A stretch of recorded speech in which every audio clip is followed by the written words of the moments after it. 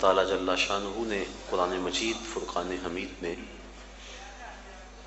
ارشاد فرمایا کہ لوگوں پر اللہ کے لیے بیت اللہ کا حج لازم ہے جو کوئی راستے کی استطاعت رکھے۔ حج لغت میں قصد کو کہتے ہیں، اصطلاح شریعت میں مخصوص ارکان کی ادائیگی کے لیے حرمین کے سفر کی جو نیت کی جاتی ہے اور وہاں حاضری کے لیے بندہ پہنچتا ہے اس کو حج کہتے ہیں۔ حضور نبی رحمت شفیع معظم رسول محتشم صلی اللہ علیہ وآلہ وسلم نے ارشاد فرمایا، جب انسان حج کرتا ہے تو وہ ایسے گناہوں سے پاک ہو جاتا ہے جس طرح ابھی ماں کے پیٹ سے اس نے جنم لیا ہو۔ ماں قبل کے تمام گناہوں کا حج کفارہ ہے، اور اگر کوئی استطاعت رکھنے کے باوجود حج نہیں کرتا تو حدیث میں سخت وعیدیں موجود ہیں۔ حضور کے ایک فرمان کے مطابق جو شخص استطاعت رکھنے کے باوجود حج نہیں کرتا، فرمایا وہ یہودی مرے یا عیسائی مرے، ہمیں اس سے کوئی غرض نہیں ہے۔ اور ایک حدیث کے لفظ ہیں کہ حج میری امت کے ضعیف لوگوں کا جہاد ہے۔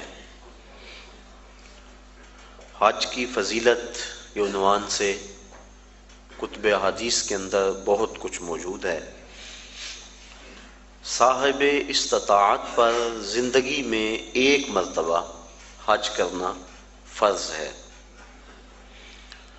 5 سال کے بعد جو حج کی تاکید کتب احادیث میں موجود ہے تو علماء نے اس کو استحباب پر محمول کیا ہے کہ جو غنی ہے صاحب استطاعت ہے اس کو چاہیے کہ 5 سال کے بعد وہ حج کرے، لیکن فرض زندگی میں صرف ایک مرتبہ ہے۔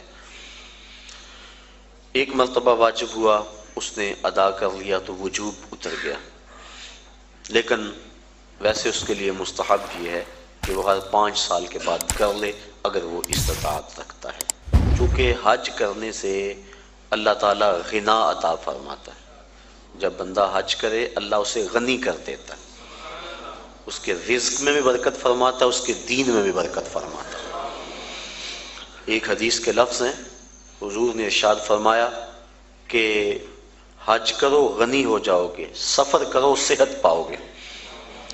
تو حج سے غنا ملتا ہے اور سفر سے صحت ملتی ہے۔ زندگی میں ایک مرتبہ حج کی فرضیت پر دلیل وہ معروف روایت ہے جو آپ نے متعدد مرتبہ علماء سے سماعت کی ہوئی ہوگی کہ حضور نے ارشاد فرمایا لوگوں حج کے لیے آیا کرو۔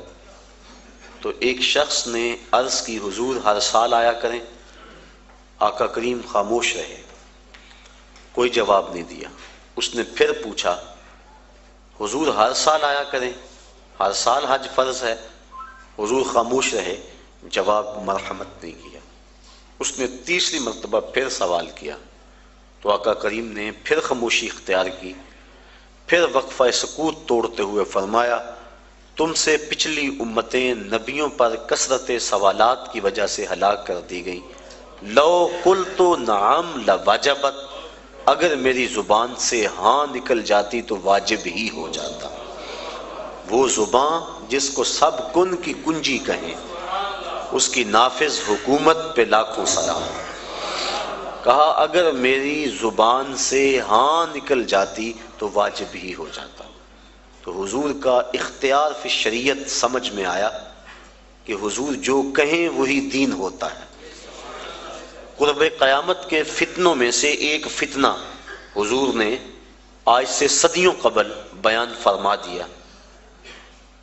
نسائی شریف کی روایت ہے، حضور نے ارشاد فرمایا قرب قیامت میں کچھ لوگ کہیں گے کہ حلال وہی ہے جو اللہ نے حلال کیا، حرام وہی ہے جو اللہ نے حرام کیا۔ فرمایا انما اوتیت القرآن ومثلہ معہ، مجھے قرآن بھی دیا گیا اور قرآن جتنے اور علم بھی میرے سینے میں رکھ دیے گئے۔ تو جس کو میں حلال قرار دے دوں وہ ایسی ہے جس طرح اللہ نے حلال قرار دیا ہے، اور جس کو میں حرام قرار دے دوں وہ ایسے ہی ہے جس طرح اللہ نے حرام قرار دیا ہے۔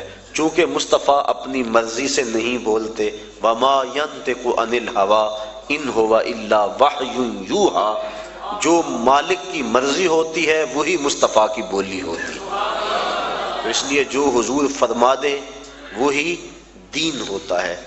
تو اس نے عرض کی حضور کیا ہر سال حج فرض ہے؟ تو آقا کریم فرمایا تم سے پہلی امتیں نبیوں پر کثرت سوالات کی وجہ سے ہلاک کر دی گئیں۔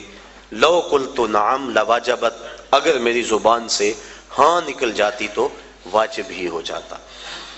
تو زندگی میں ایک مرتبہ حج فرض ہے۔ حضور نے حج کی فضیلت کے بارے میں بہت کچھ ارشاد فرمایا، اور ایک روایت کے لفظ ہیں کہ ایک حج ایسا ہے جس سے 3 آدمیوں کی مغفرت ہو جاتی ہے، اور وہ حج بدل ہے۔ کوئی اپنے والدین کی طرف سے، اپنے کسی عزیز کی طرف سے کسی کو حج کروائے تو ایک جس نے حج کیا اس کی بخشش ہو گئی، ایک جس نے حج کروایا اس کی بخشش ہو گئی، ایک جس کی طرف سے حج کیا گیا اس کی بخشش ہو گئی۔ تو یہ حج ایسا ہے، ایک حج سے 3 آدمیوں کی مغفرت فرما دی جاتی ہے۔ حج کا مقصد کیا ہے؟ حج کیوں کیا جاتا ہے؟ اس پر کچھ باتیں میں آج کی اس نشست میں آپ کے گوش گزار کرنا چاہوں گا۔ حج کا بنیادی مقصد اور ہر نیک عمل کا بنیادی مقصد رضائے الہی کا حصول ہے۔ انسان جو بھی نیک عمل کرتا ہے، ہر نیک عمل کا مقصد اللہ کی رضا کو حاصل کرنا ہے۔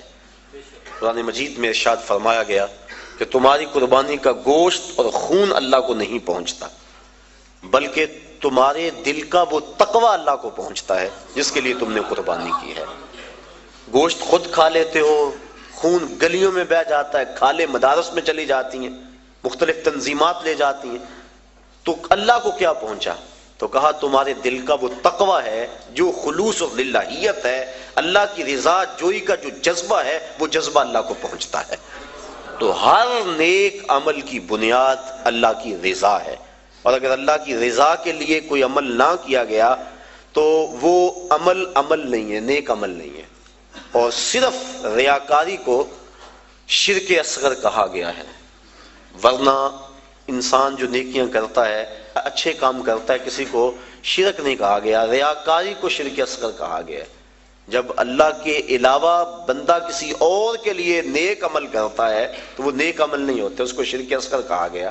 اور قیامت کے دن اللہ تعالیٰ جل شانہ ارشاد فرمائے گا کہ جن کے لیے تم نے یہ عمل کیے تھے ان سے اس کا اجر لے لو، میرے لیے تو تم نے کیے نہیں تھے، جن کے لیے کیے تھے ان سے ان کا اجر لو۔ تو اب کوئی وہاں اجر دینے کی صلاحیت بلا کیسے رکھتا ہوگا؟ تو جب بھی انسان نیک عمل کرے تو بنیادی فلسفہ یہ ہونا چاہیے کہ میں اللہ کی رضا کے لیے کر رہا ہوں۔ اور انما الاعمال بالنیات، یہاں بھی یہی مراد ہے کہ اعمال کا دار و مدار حسن نیت پر ہے، خلوص پر ہے۔ تو حج کا بھی باقی اعمال کی طرح پہلا بنیادی مقصد اللہ کی رضا کو حاصل کرنا ہے۔ حج کا دوسرا مقصد، حج مسلمانوں کا عالمی اجتماع ہے۔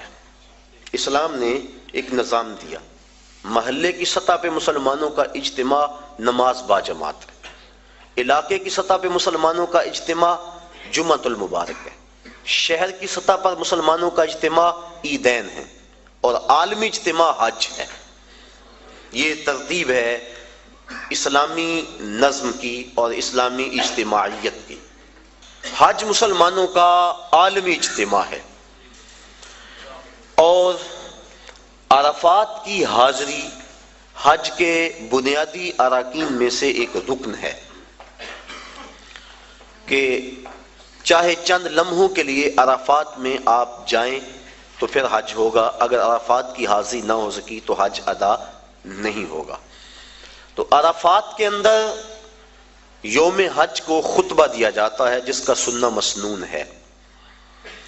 تو خطبہ حج کے اندر مسلمانوں کے عالمی اجتماع کو امام حج امیر حج کا منصب ہے کہ جو مسائل درپیش ہیں ان مسائل کی روشنی کے اندر ان کی رہنمائی کریں۔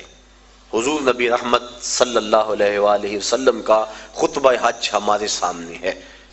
اس وقت جو حالت ہے مسلمانوں کی وہ کسی سے مخفی نہیں، اور حج کے موقع پہ چاہیے تو یہ کہ امیر حج پورا سال محنت کرے، اپنی ٹیمیں مختلف علاقوں میں بھیج کر تجزیہ کرے کہ مسلمان اس وقت پوری دنیا سے پیچھے کیوں رہ گئے ہیں، اور جو سازشیں کرنے والے اہل اسلام کو ہر وقت ظلم و جبر کی چکی میں پیس رہے ہیں تو ان سے چھٹکارا کیوں کر ممکن ہے۔ تو وہ پوری دنیا کے آئے ہوئے نمائندوں کو پورے سال کا لائحہ عمل دے کہ تم نے اپنے اپنے علاقوں میں جا کے یہ کرنا ہے اور اس پیغام کو آگے لوگوں تک پہنچانا ہے۔ پھر پورا سال اس کی نگرانی ہوتی رہے اور سال کے بعد تجزیہ کیا جائے کہ کمی بیشی کیا ہے، کتنے فوائد ہوئے اور کہاں تک ہم نے اپنا ہدف حاصل کیا، اور ترمیم و تنسیق کے ساتھ نیا منصوبہ، نیا لائحہ عمل لوگوں کے سامنے رکھا جائے اور دنیا کے کونے کونے سے آئے لوگ حرم کے اس تحفے کو اپنے ساتھ لے جائیں اور پوری دنیا پر